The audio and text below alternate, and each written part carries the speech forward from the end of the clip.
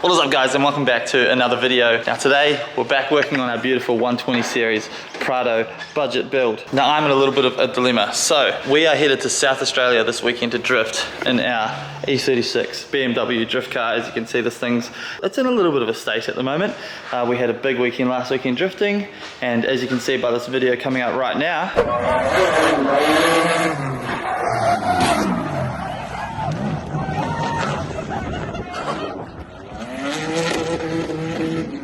I got pretty adventurous with the wall with this thing, and so we're just straightening it all out. But we're heading to South Australia and I need a car to tow the E36 with. Unfortunately, the clutch on our D40 Navara Titanium Edition is slipping, so I can't use that to tow this weekend. I have a new clutch here to throw in it, it's right here, and I have been meaning to throw it in, but I just haven't had time. Now that is a full day of work to do that. It's already Tuesday. I need to get the race car ready for this weekend, and so the only other option we have is to take our beautiful Prado for its first mission, towing 8 hours there and back with our race car. I'm pretty excited about that, if I'm honest, but there's some stuff that needs to be done to this thing to make sure it's safe and ready to go.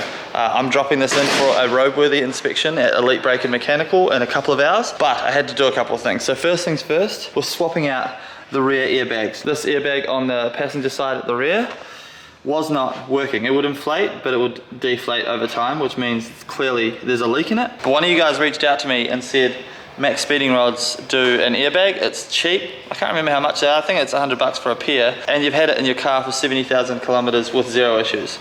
Now, I have a relationship with Max Speeding Rods because we have the coilovers in a couple of our cars.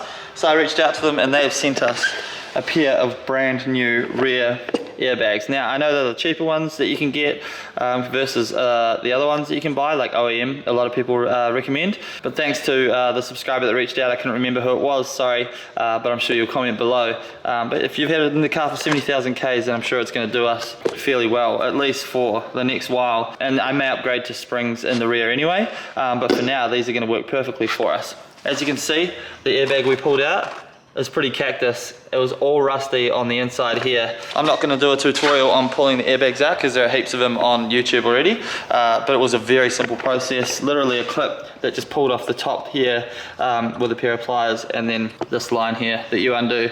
You're supposed to have a special tool to undo the line. This goes in here, but you can actually use the plastic clip here to undo it. So you just unclip it, pull this clip back, turn it sideways, slip it in, and it holds these plastic tabs up so you can literally pull it out.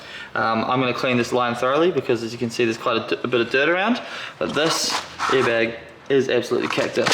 So I'm going to go ahead and throw our brand new airbag in. Looks good enough for sure. I mean, I can't comment on the quality until I've used it for a while, but hey, let's go ahead, throw this in. I've got another one as well that I'll do on the right hand side, and make sure that our airbag system is actually working properly, because it could be a sensor at fault as well. Who knows? Hopefully it was a leaky bag. This bag does look cooked, so yeah, let's go ahead, throw this in.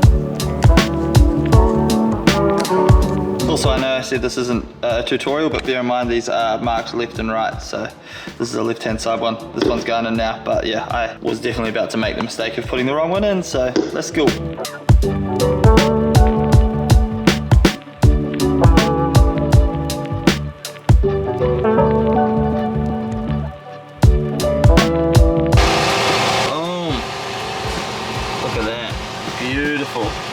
Alright, skip forward a little bit and we are down here at Elite Brake and Mechanical. These guys sort me out for so much of my automotive stuff. So as you can see, the new airbag is fitted and it works great, but funny thing is, it wasn't actually the airbag that was faulty, it was the airbag sensor.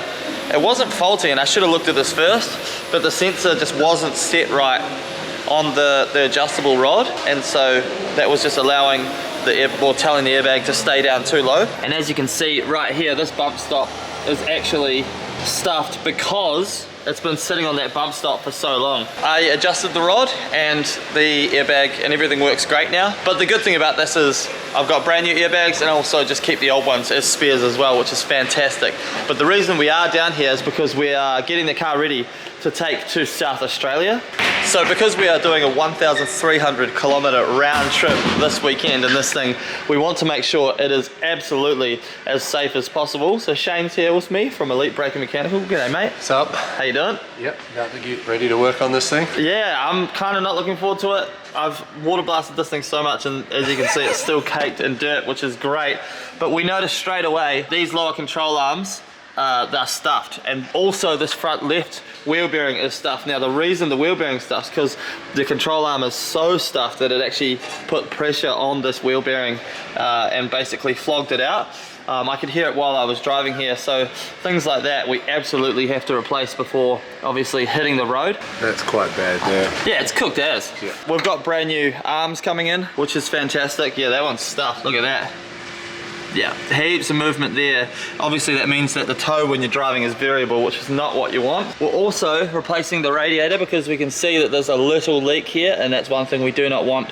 We want to keep the V6 in this car absolutely healthy, so we're going to be replacing that as well. Surprisingly, other than that, most of the stuff under the car is actually in good condition, which is fantastic. I think we're actually replacing the rear brake pads as well, just because they're a little bit low. Fronts are sweet. Now once that is done, we get to the exciting stuff, and that is the lift kit and the tyres that we're putting on today. Very excited about this. Staying true to the budget build, we're doing a budget lift kit. Now I know a lot of you guys will be like, why didn't you use this lift kit or that lift kit? We're going to start low. We're going to start small. We're going to start as budget as we can, and then in the future, obviously I plan on owning this thing for a while. We can upgrade as we move forward. So today we are using these 35mm front strut spacers. So they sit on top of your strut up here, and they basically lift the car. Now they're 35mm spacers, but they actually lift the car like double, I think. I know people have their opinions on these strut spacers. I have been using them for near on 3 years in my Navara with zero issue whatsoever. I think it's when you get to a certain thickness that they become an issue. 35mm is sweet. Anything more than that, I think, and you're starting to push the limits with them. So we're putting these in the front, and then in the rear, simply all we do is adjust the sensors in the rear, and the airbag will sit higher in a normal setting, and then you either have them on low or high depending on what you want, which is fantastic. So we're going to be installing that, and then we have some big tyres to put on the car as well, but I'll show you guys those after we've done this work and put the strut spacers in. Let's get to work.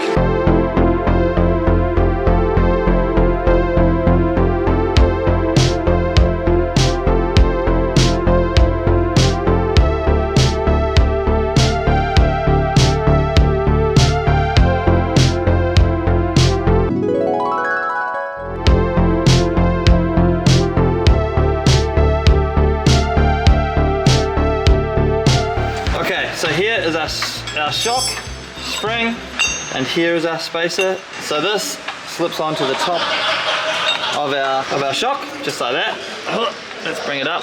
Boom, just like that. And then you put the stock nuts here, and then this comes with new nylock nuts to go on top, and that's it. And then you put it all back together. The electronics are still going to fit here, which is nice.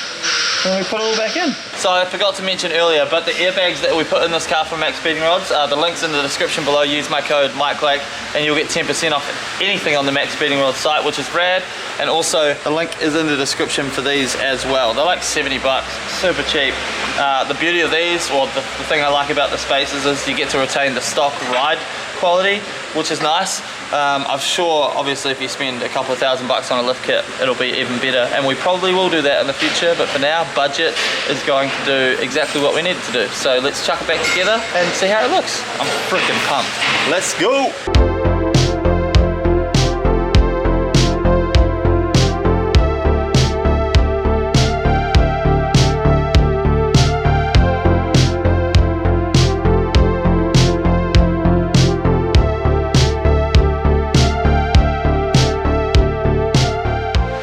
So many hours later, and we have completed all of the jobs that we set out to do.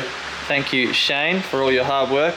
I pretty much just watched and got my hands dirty doing dumb things, but we've got our spacers in, right? These worked beautifully. All I had to do though was modify the bracket that holds the sensor up top. Literally just cut a bit off it so that it fit in, but it does fit nicely still with these spacers in, so I'm really happy about that because it means I get to retain the control over the shocks, which is nice. And then we've got our nice new lower arms in, which is beautiful.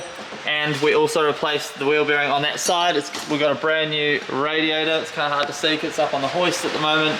But that is in, and we're really happy with that. So the car is officially safe to drive the 1,300 kilometers that we are driving this weekend. Now we're going to do the roadworthy on it, or Shane is going to do the roadworthy on it. Off camera, of course, he'll just get that done.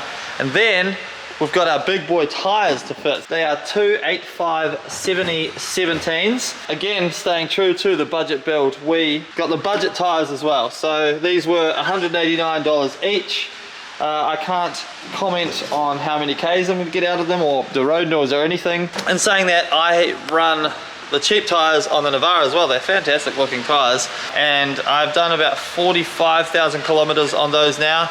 There's still easily half of the tread left on the tyres. The road noise hasn't been too bad, and they've been fantastic tyres. I've towed all over Australia with them. So yeah, but we'll see how these go. These are Ardents. I'm sure you guys will have opinions on the brand of tyre in the comments below, but they look much more chunky than the current tyre that we have on there, so I'm very excited to get them on.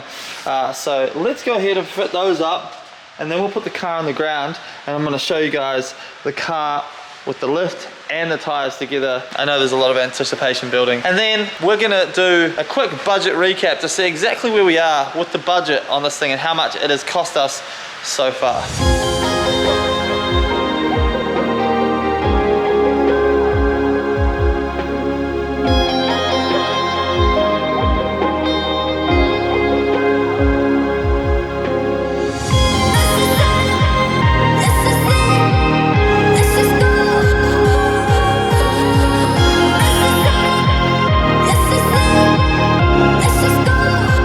It's been a freaking massive day. We are finally finished with the lift kit and the tyres, and I can tell you it looks amazing. But before we show you guys how it looks, let's go through where we're at with the budget and how much in total this has cost us so far. So to start with, we have the car. That obviously was $3,000. Next up, we have all of the stuff that we did today at Elite Brake and Mechanical. These guys are amazing to me. I'm very lucky. So that cost me $1,000. That's including parts. I helped them out with labor. If you guys need anything done in Melbourne here, hit them up. They're the best. Next up, we've got the tyres that we just put on. They were $800. Nice budget boys. They look fantastic though. We've got the airbags that we put in the back. They were $100. Shout out Max Speeding Rods. We have the beautiful carpet that completely transformed the interior. That was $280 and worth every frickin' cent. And we have the panels, the exterior panels, the seats that we bought from the wreckers, and all the little parts that we bought from the wreckers. That was about $650. I'm probably forgetting a couple of little things, and of course we aren't taking any of my personal labor into account. Many hours have been spent on this thing, but that brings us to a total of $5,930, and this thing, I can say, is now legal to go on the road. I didn't include $800 registration for a year. $5,930 to get us to this point right here. Ready? 3, 2, let's just do it. Woo! So this is where we're at. Looks incredible. The front lift was huge with these 35mm spacers. Bear in mind that this is not aligned yet. These guys are going to align this, give it a wheel alignment tomorrow morning, so the caster obviously will be a little bit off front to back. So I can't tell you whether we get any wheel rub so far with this. I also can't tell you how much of a lift we got, but I think 35mm spacers give you a total of 70mm of lift, I think. Currently we have the back set at the highest that the airbags go, but you can actually do a cheat code with the airbags. You can adjust the sensors so that the rear of the car will sit at whatever height the front of the car sits. But I think that these tyres look so good on the stock rims. I'm going to keep the stock rims silver. We're just going to respray them. Obviously I don't have time to do that before this weekend, but I will give the car a thorough clean because it's super dirty at the moment. But here it sits, guys. Our budget Prado starting to take shape, looking a whole lot better from when we first started, for sure. But that's it, guys, so far. Part 3 of the budget Prado build is done. This thing is incredible. It's now ready to drive, which is amazing. Huge thank you to Elite Brake and Mechanical for helping me out today. Also shout out Max Speeding Rods as well, and Auto Bizzer for hooking up the lift kit absolutely amazing. Please let me know what you guys are thinking in the comments below. Also, I just want to give a shout out to you guys. The four-wheel drive community is so freaking helpful. You guys have been commenting on my videos, giving me advice, which is not that the JDM car community isn't like that, but the four-wheel drive community is like that on steroids. You guys are amazing. So thank you so much. If you enjoyed this video, don't forget to hit the like button. Much more Prado content coming. Obviously, we're driving it this weekend, and I will be filming that, so you guys will get a bit of an opinion on what the journey is like. And we'll be doing some drifting as well, which is really exciting. So thank you guys so much for watching this video. Until next time, cheers. Peace. Bye.